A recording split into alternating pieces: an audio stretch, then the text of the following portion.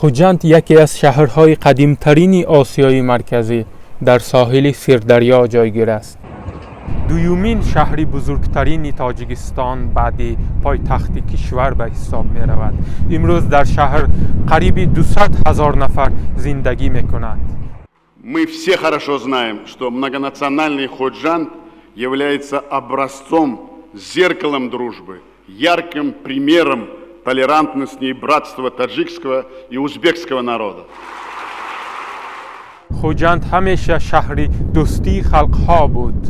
امروز در شهر تحمل پذیری دینی چگونه است؟ ما خواستیم این مسئله را پیگیری کنیم. با گفته مدیر بخش دینی ماموریت شهر، در خوجند 48 اتحادیه های دینی رسما فعالیت میکنند.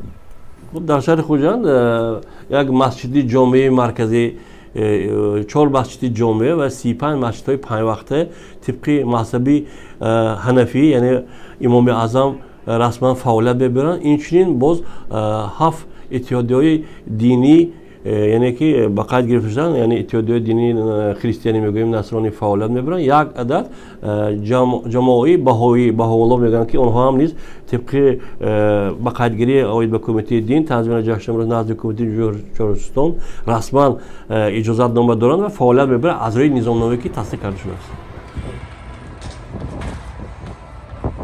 با ما معلوم گشت که در شهر خوجند نمایندگان 3 دینی مستقل رسما فعالیت دارد. کوشش میکنیم با نمایندگان این دین ها صحبت کنیم.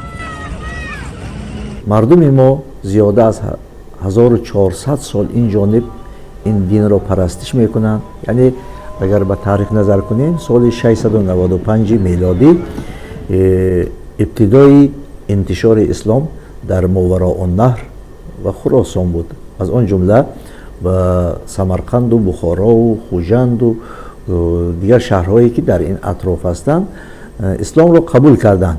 یعنی هدف عقیده پاک است. دین اسلام دینی تحمل پذیر است، زیرا دین اسلام همه دین ها را احترام میکند که ما به خدا باور میکنیم. کتاب ها یعنی به همه کتاب هایی که سماوی است، دین های سماوی هستند، دین های مسیحیت یعنی نصرانی، دین یهودی، با کتاب هایی که از پروردگار نازل شده است، دین اسلام همه آن را اعتراف میکند، همه پیغمبران را اعتراف میکند.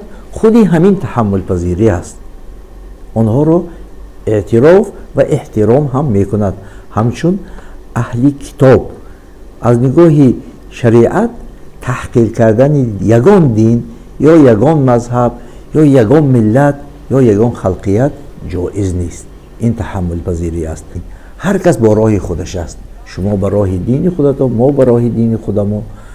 یعنی این تحمل پذیری از نگاه قرآن، از نگاه حدیث پیغمبر علیه السلام بهترین عمل این در بین مردم عزت و احترام و آنچه دین گفته است به منفعت مردم است، لیکن باید از دین سوی استفاده نشود.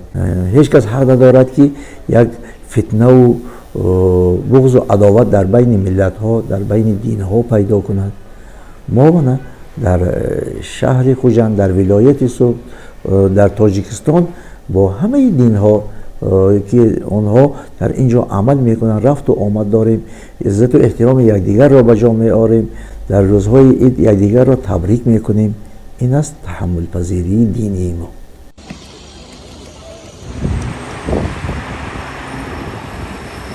Вообще деятельность нашей общины, она здесь ведется с 40-х годов на этом месте, 20 века. Так вообще история православия здесь как бы у нас, она давно, старинная, так скажем, еще в 18 веке началась, когда еще здесь только Русская империя как бы вот это здесь основывалась. На берегу речки была палатка там с престолом, который был освящен в честь Марии Магдалины. Это в честь святой, который храм построен.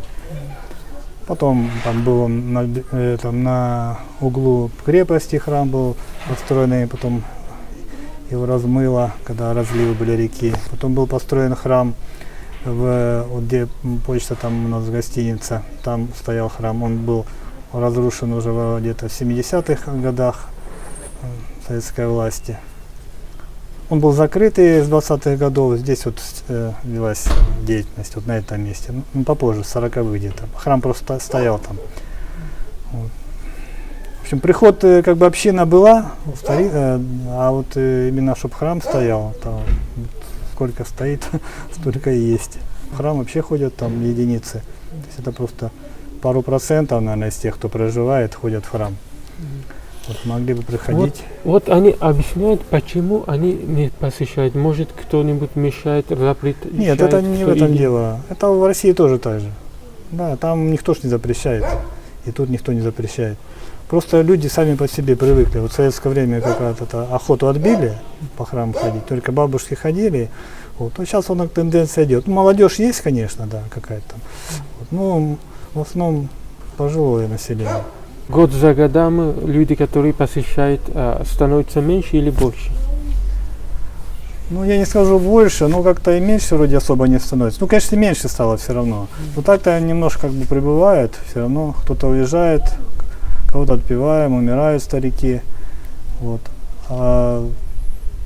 Так, особо не уменьшается, но не прибавляется, конечно. Да. Такого отличия нету здесь, как бы насчет религиозных каких-то разногласий. У нас приходят там кто-то крещенные в основном, бывает не крещенные заходят, там вот воды там набрать, допустим, полечиться.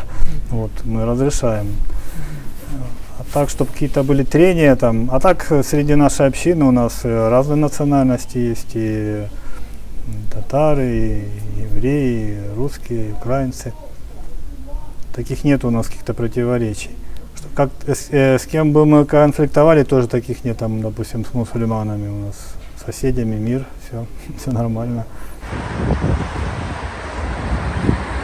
خیلی که من فهموندم درباره همون دین‌هایی که از جمله در خوجند فعالیت دارد همون مواد جمع کردیم. درباره بهایی چه خیلی دین هست و چگونه است؟ دیانت جهانی بهایی در تاجیکستان رسما از قید دولتی همچون یک اتحادیه دینی مستقل به قید گرفته شده است. به قید دولتی گرفته شده است. فعالیتش رو در یک چند شهر و دیه و شهرچه های تاجیکستان یعنی به کار مانده است و اینچنین در خوجند باستانی. خب شکر خدا که بهاییان امروز آزادانه عبادت و اعتقاد خود را انجام میدهند، چون ما در دولت خوشبختی ما در آن است که ما در دولت دنیوی زندگی میکنیم، حیات بر سر میبریم. اگر درباره مناسبت بین آن حقانیت هایی که هستند، دین هایی که هستند، گفته میتوانم که بین ما همدیگر فهمی هست. و مقصد اساسی دیانت بهایی یگانگی تمامی خلقها می باشد، نوابسته از دینشان، رنگ پوستشان، زبانشان، مذهبشان، که اینها به تفاوت آورده می رسانند. برای همین بهایی ها حرکت دارند که یگانگی را پیش گیرند.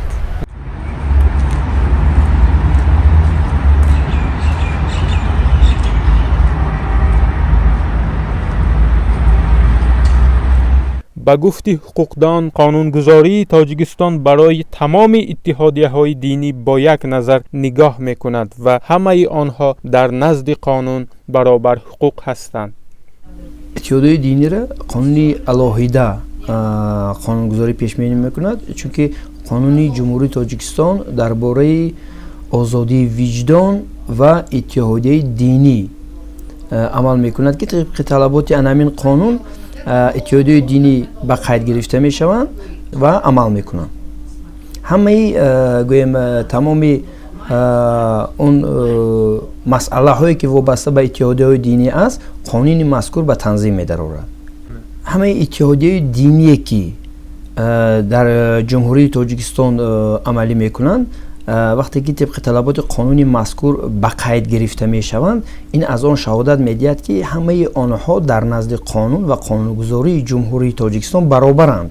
чун аз конститутсияи ҷумҳурии тоҷикистон оғоз карда то дигар қонунҳо ва қонуни асосие ки вобаста ба бевосита ба иттиҳодияи динӣ дахл дорад, яъне ки қонуни ҷумҳурии дар бораи озодии виҷдон ва иттиҳодияи динӣ, яъне ки онҳо ҳуқуқҳои баробар доранд, новобаста аз динҳо нисбати онҳо қонунгузорӣ баробар нигоҳ мекунад. дар таҷрибаи ман вобаста ба ҳолатҳои мазкур ягон хел муроҷиат набуд. умуман он ҳолатҳое ки ман гуфта гузашта истодам, чизое ки ман гуфта гузашта истодам, ин вобаста аст, яъне ки ин намо талаботи қонунгузорӣ, талаботи конститутсия, талаботи қонуни ҷумҳурӣ дар бораи озодии виҷдон ва иттиҳодияи динӣ аст ки яъне ки дар онҳо талабот ба ҳамаи иттиҳодияи динӣ якхел аст ва ҳатто кадом ҳуҷҷатҳо бояд пешниҳод карда шавад, чӣ гуна оиннома бояд пешниҳод карда шавад,